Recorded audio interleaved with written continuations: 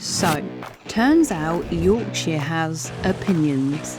First, it tried to bankrupt us with a £22 walking tax. I would say that's quite expensive. Then it hit us with a waterfall so epic, we almost forgave it.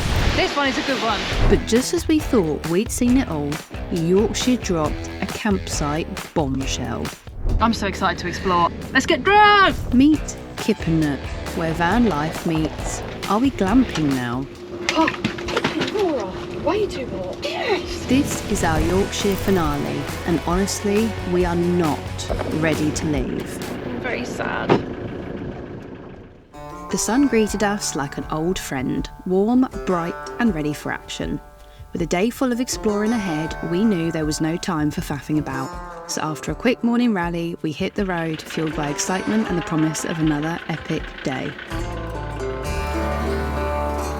Good morning. We woke up after a really good night of sleep from the last spark up, and today we have a very special day. We booked a campsite, but not just a normal campsite. But before setting off to the campsite, we had a few detours to make. And after the great food prices of the day before, priority number one was finding a supermarket before history repeated itself. We need to find a shop. Oh, and it looks... oh no, Asda. Asda Yeah, that's Express. fine. It's an Asda Express. It's a little Asda. Is it? Yeah. Oh yes, we found Asda. Yeah, Asda. Let's go get some shopping, some snacks. We need a lot of snacks and drinks. We got all the supplies for today's evening. Now we can hit the road and head to the waterfall.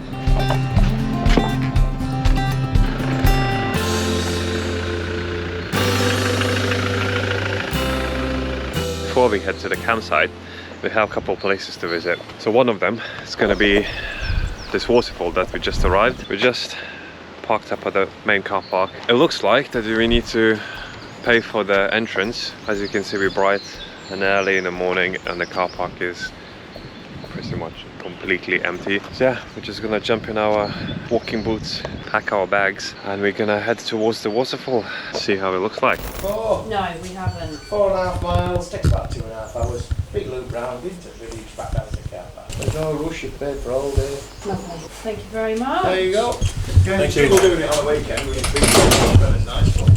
Yeah. Thank you ever Thank so you. much. Thank you.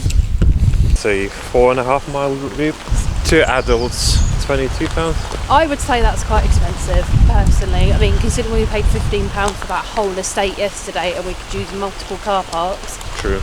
and £22, so it's what, £11 per adult. In fairness, if you were doing the full loop, it's probably worth paying for. You would have all day just to explore this place, walk around.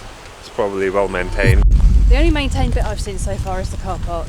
We never really begrudge paying the money, providing that You can taken see. care of. Yeah. The thing is, we're not gonna do the full loop around this walk. I personally want to check one waterfall, and there's 6 of them. Our plan here is just to go to check that waterfall number 3 and head back to the van, and then we need to drive to another waterfall. Hopefully we're gonna finish that by lunchtime, and then we're heading to the campsite. Yeah, 3 o'clock check-in. I'm so excited.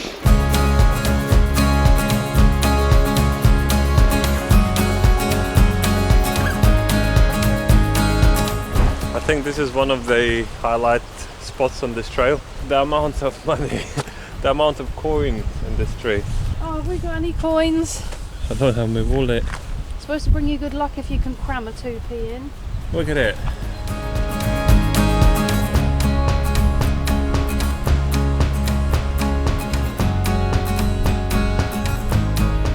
I just wonder how long it took to fill up all 3 with coins like this. Some of the coins in there are on. And it's just insane, like when you touch it, it feels like, I don't know, like some sort of dragon skin. And it goes all the way, literally. It's an insane amount of coins. That's it. It's quite interesting, isn't it? Let's go see what's next.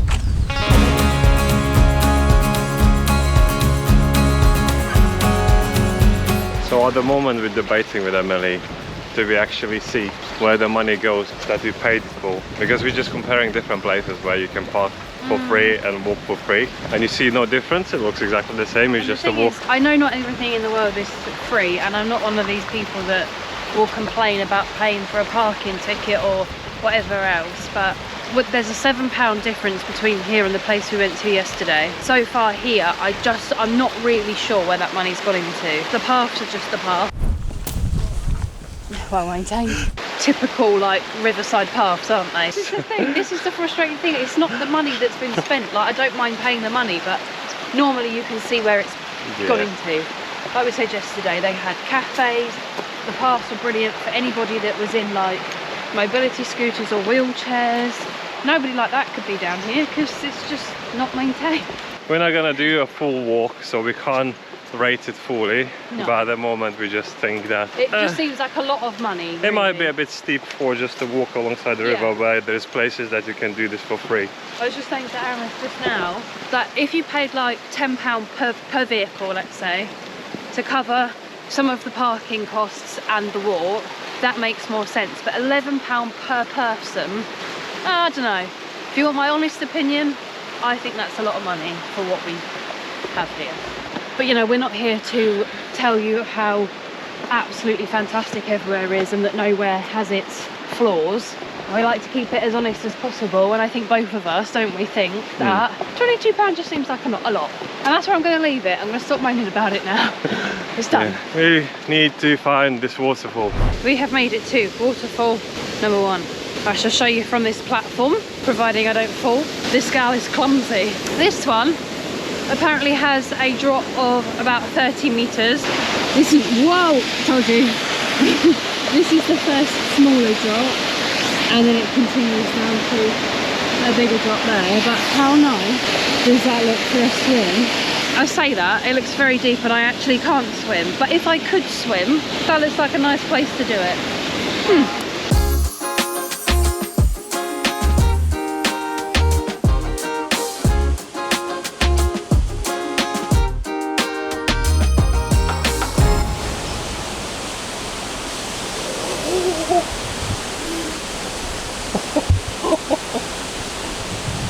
Whoa, that was ever so close.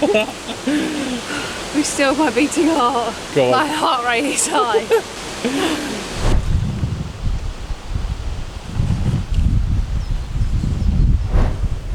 Well maintained.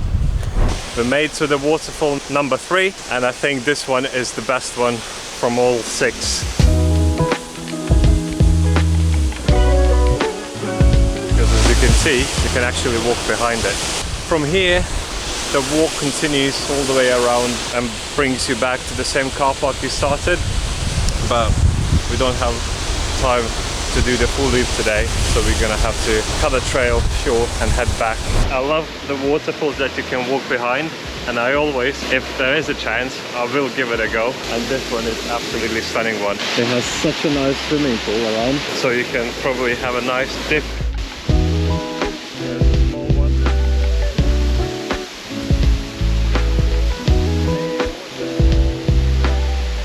Let's dip it up just in case I'm gonna go wet. It actually looks much flatter than from the distance, and it's not even that slippery. You can see people are walking here.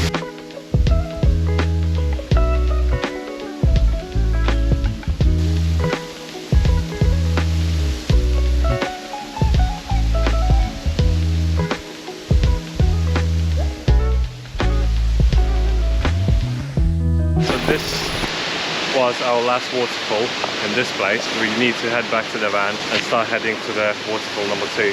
We're just gonna head straight back to the van with no stopping. Yeah, we're going the exact same way we came, so there's nothing additional we can show you. We didn't realise that this is a full loop. You are supposed to do the full loop. You're not really supposed to go back on yourself, but we did check, and they did say it was okay today because it's quiet, but if you were to come on like a busy day or the weekend, just bear in mind if you're going to do this walk, you should be doing the whole loop. There's a sign saying that it's one-way traffic. Also, it does say in the leaflet it's not wheelchair accessible, and it's not accessible for pushchairs, so if you have little ones or anybody in a wheelchair, it's not worth a visit. This specific one. Right.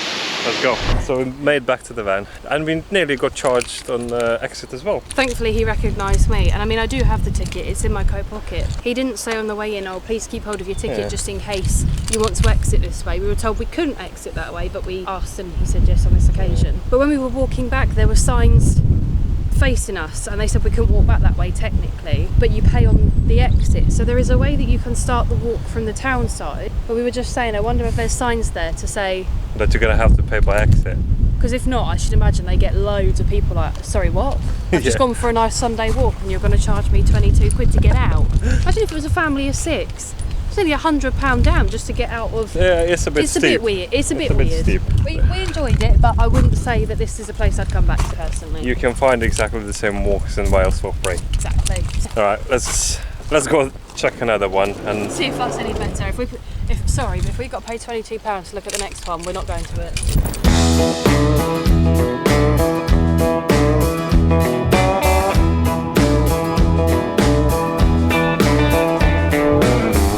we arrived at waterfall number 2. You need to pay for this one too. Really? Yeah. How much is it? The car park, which was a bit weird to find, is free. So the entrance for a walk is £4, £4.50.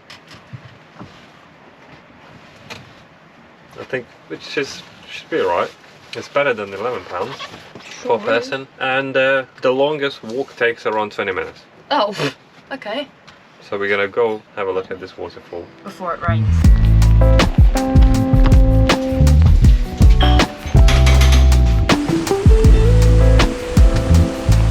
This walk is really short. The longest footpath probably would take 20 minutes to half an hour. So there you go, there's the waterfall. Oh, okay. So it's really short, so probably hence the price of £4. £4 per person? Per person, yes.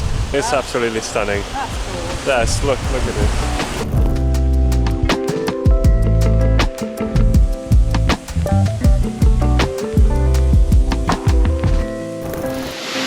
So this is another waterfall tick in our list that we can actually walk behind it.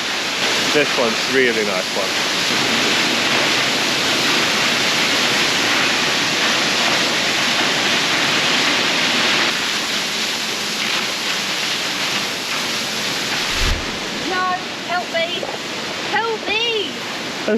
Help me! It's time to go to the campsite. Hit the road, Jack. Let's come back.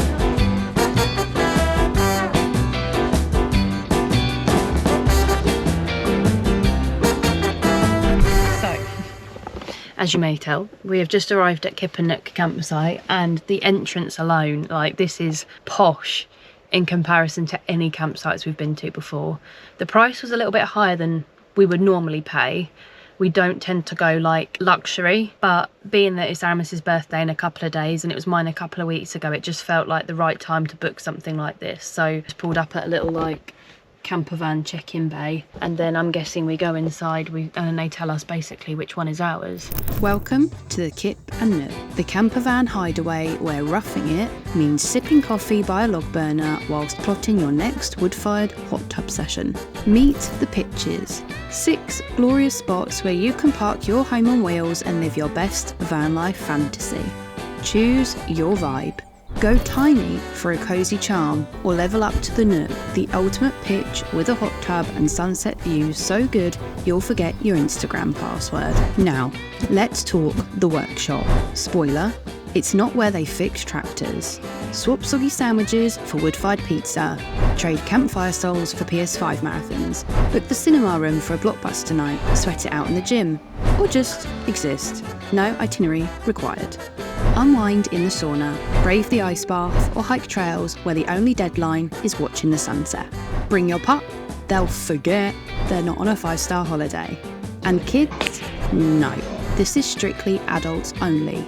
Think of it as revenge for all those family holidays with a snoring uncle in a tent.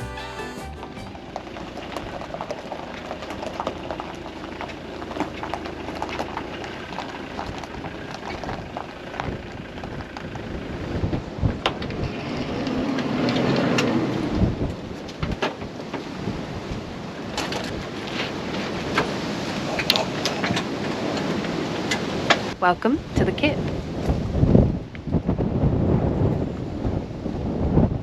Yep, that's our campsite park up for tonight. Kirami experienced sauna and ice bath. This place is insane. Like, for me, my mind is blown. Toilets and showers. This place is insane. There's a racing room with mint cars. Like in mint condition. Let's get cozy in the van now, hook everything up, and then we're probably gonna go inside. So before we head inside the workshop, we need these hot tubs to be hot. Let's put some more wood in.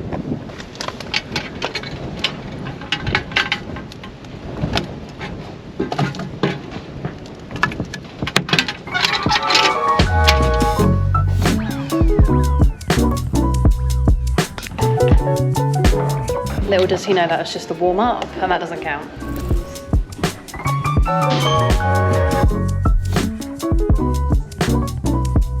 So our current situation is this. We've just been inside the workshop playing a few games of pool. I had a coffee, Aaron's had a beer, we were having a really lovely time. And then we were like, right, should we go back, jump in the hot tub for a bit before we have dinner? But we've obviously been gone long enough that the wood stopped burning basically, and we don't have any firelighters or anything to get it going again. So Aramis is just outside trying to get it relit. I think he might have done it. The way he's putting logs in would suggest to me like he's managed it. That's good. But the problem is the wind's coming straight across the fields, and it's literally just fields ahead of us, and it's kind of just blown the fire out. But this place honestly is such a vibe. If you find yourself in the Yorkshire area and you don't mind spending a little bit more for a campsite than you normally would, absolutely 110% come to the Kip And Nook. It's just such a vibe. Did you manage to get it going? Things started going. Well done. It's getting really cold. I know, now. I'm scared to go outside in the hot tub, but I think once we're in it'll be really nice. It's just this wind, I think. Yeah, we might have to turn the diesel heater on. Yeah, we're gonna turn the Diesel heater on, get in the hot tub, and then when we're done we can come back in and change in the warm van, because we're going to freeze our little titties off. It's time.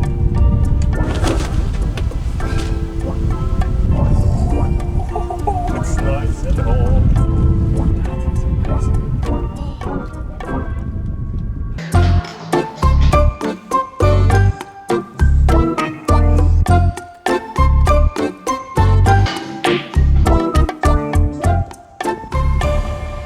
The van is in absolute state.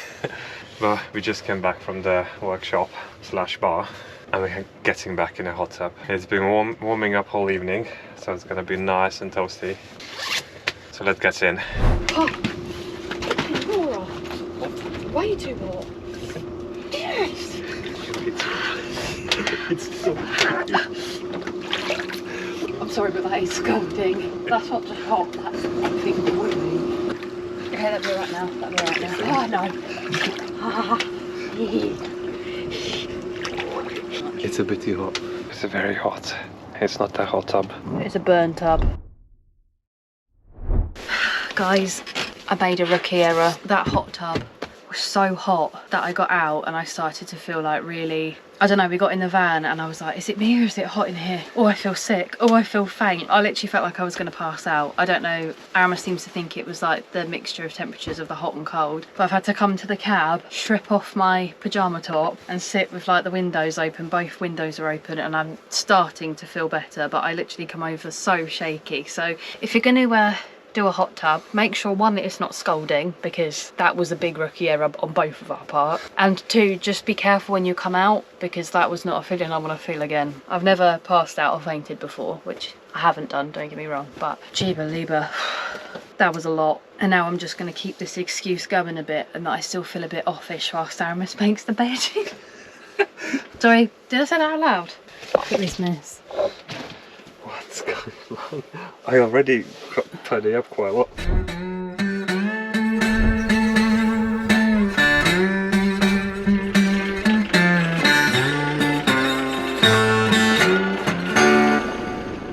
I'm very sad.